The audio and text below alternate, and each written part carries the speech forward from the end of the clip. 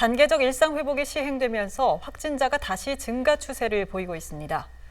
방역당국은 행사 기준을 지킬 것을 당부하면서 의료기관과 노인 여가복지시설에 대한 방역 강화 대책을 마련했습니다. 자세한 내용 브리핑 함께 보시죠. 11월 10일 수요일 중대본 정례브리핑을 시작하겠습니다. 먼저 대학병원, 종합병원, 동네병원 등 의료기관의 방역관리 강화 방안입니다. 병원급 의료기관의 종사자에 대해서는 추가 접종 기간을 2차 접종 이후 기존의 6개월에서 5개월로 단축하여 조기에 시행하고 있습니다.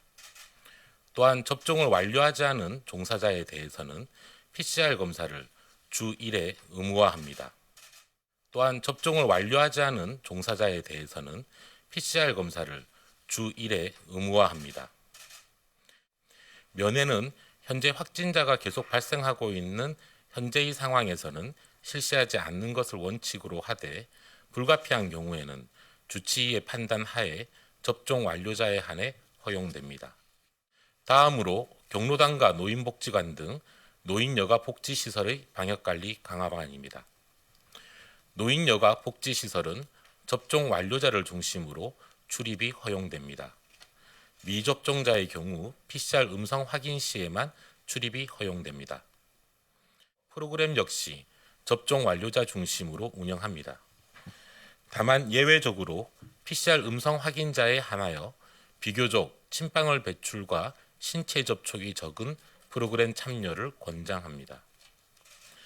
다 함께 공동으로 식사하는 것은 감염의 위험성이 크므로 원칙적으로는 금지합니다. 다음으로 단계적 일상 회복 이행 관련한 방역 점검 결과에 대해 말씀드리겠습니다. 8일까지 지난 5일간 수도권을 중심으로 유흥업소와 식당, 카페, 방역 패스 적용 시설 등 1,629개소를 점검하였습니다. 점검 결과 방역 수칙을 위반한 업주와 이용자에 대한 고발이 1건 있었으며 과태료 4건과 경미한 사항 733건에 대한 현장에서의 시정 조치가 있었습니다. 다음으로 의료 대응 여력에 대해 말씀드리겠습니다. 오늘 기준으로 중환자 전담 치료 병상은 총 1,121병상 중 641병상, 42.8%가 사용 가능합니다. 감염병 전담병원은 4,130병상, 41.0%가 사용 가능합니다. 생활치료센터도 51.7%의 여유가 있으며 현재 3,952명이 재택치료를 받고 있습니다. 어제 재택치료로 배정된 신규 확진자는 총 429명입니다.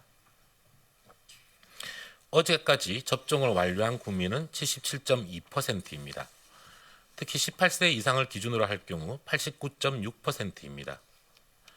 4월 3일부터 10월 30일까지 약 7개월 동안 확진자 25만 6,635명에 대해서 분석한 결과 확진자 약 25만 6,635명에 대해 분석한 결과 전체적인 치명률은 0.34%로 낮아지고 있습니다. 특히 미접종자의 치명률은 0.60%인데 반해 접종 완료자는 0.12%로 접종 완료 시 치명률이 5분의 1 이하로 떨어집니다. 단계적 일상 회복을 시작한 지난주 이후 이동량은 계속 증가하고 확진자 수도 늘어나고 있습니다. 행사는 첫째, 공공기관이나 기업 등 법적 단체가 주관하는 행사 또는 그렇지 않은 경우 결혼식, 장례식, 피로연, 돌잔치 등을 대상으로 인정하고 있고, 둘째, 사적인 친목 목적이 아닌 단체의 설립 목적 달성을 위한 행사를 인정하고 있습니다. 또한 세 번째로 일정과 식순 등 행사의 형식적인 요건을 갖춘 경우에 개최할 수 있습니다.